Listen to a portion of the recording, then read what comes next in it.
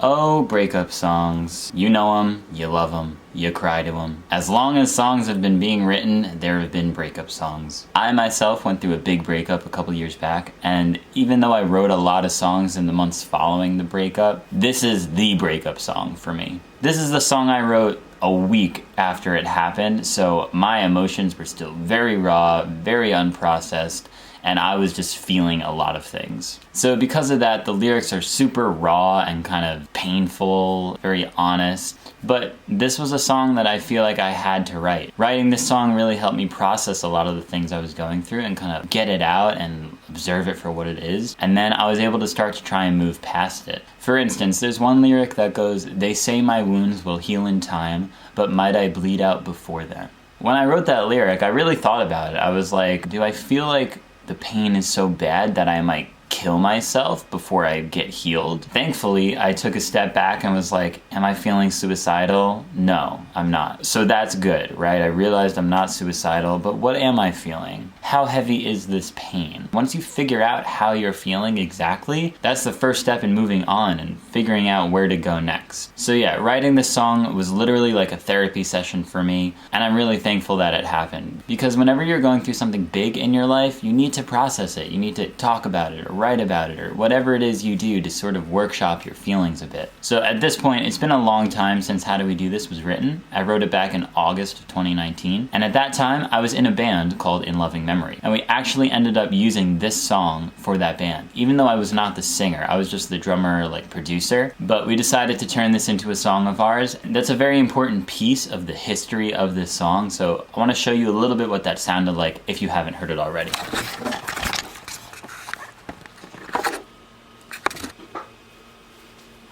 So I'm just gonna skim through this real quick so you hear a little bit of it. It's been a week since I have driven down your street. It's been a week since you've made love to me. How do we do this? How do we do this? When I can't tell you how I'm feeling, 'cause it's over me and you.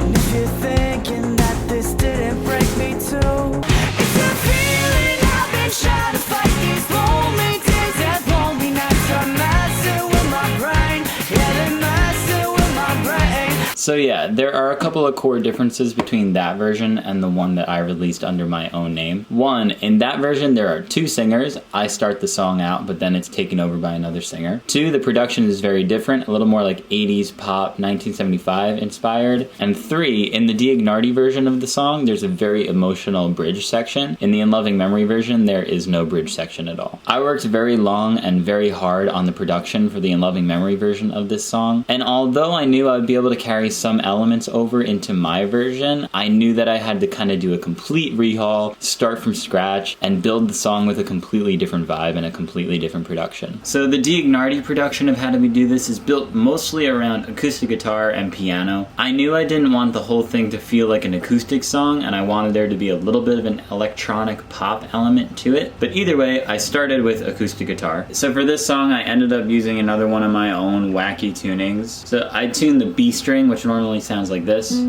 up to a C, so up a half step. And then to make it more complicated, I put a capo on the 3rd fret, but that would allow me to play in the key of E flat with some nice open strings. You know I'm all about those open strings.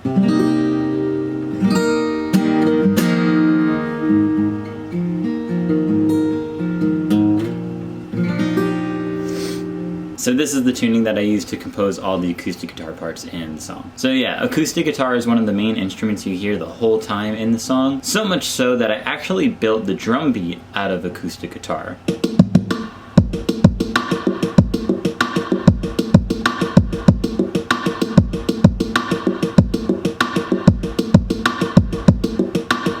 So those are all sounds that I made just by hitting the acoustic guitar in different spots. You got your kick drum, you got your snare by going like this. I also recorded this, and then this. I also threw some fast shit in there, like to kind of spice it up and add some little drum fills and stuff. But yeah, the whole drum beat is made with acoustic guitar, so I thought that was kind of cool and gives the song a little bit of a unique acoustic pop type of feeling. In addition to the acoustic guitar, you have piano that's pretty prominent throughout the whole song.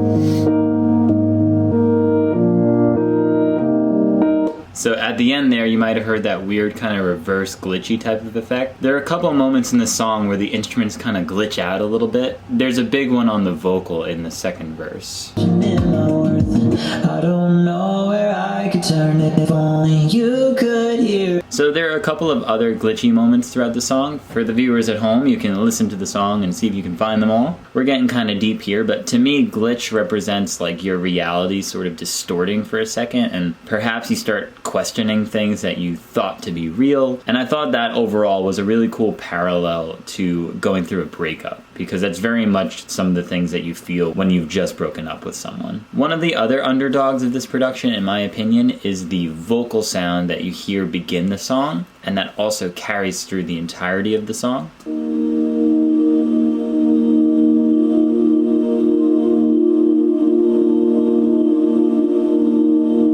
So yeah, if I zoom out, you can see that that's basically going through most parts of the song right here, the blue. Now to the average musician or the average person, it might just sound like you're holding out chords on like a choir effect, but if you listen carefully, it does actually have a unique quality to it, and that's because it's not just a voice patch on a keyboard, it was made in a very, very different and time-consuming way. I actually recorded every note in the chromatic scale, so all 12 notes that exist in music. I took those notes that I recorded, I copied and pasted them, so it was kind of like this infinite loop of each note going at all times. I assigned each note to a fader in Pro Tools, and then I used the faders to mix in which notes I wanted at which times. So I didn't make this up myself, I'm not that cool. I actually picked this up from a song called I'm Not in Love by 10cc. There's a documentary on how they did this exact technique for that song, except it was in the 70s, so it was even crazier. So definitely go check that out because it's super interesting, and I really respected the techniques that they used there and wanted to use them in this song. I'm really glad I did that because once I added these vocals in, they brought the song to a new level in the production and really helped add this undercurrent of like sadness just throughout the whole thing. Yeah, I'm gonna play the second verse really quick with the vocals and without them, and maybe you can hear the difference.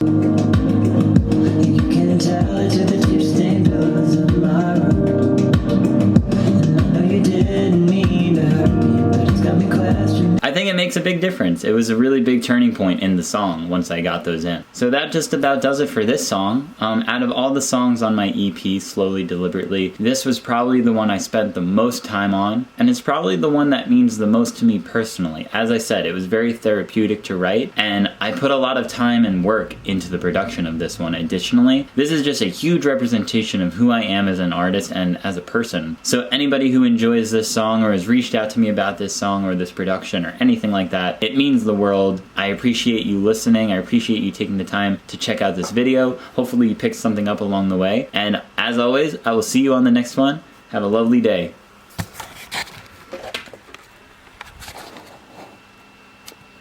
I said have a lovely day.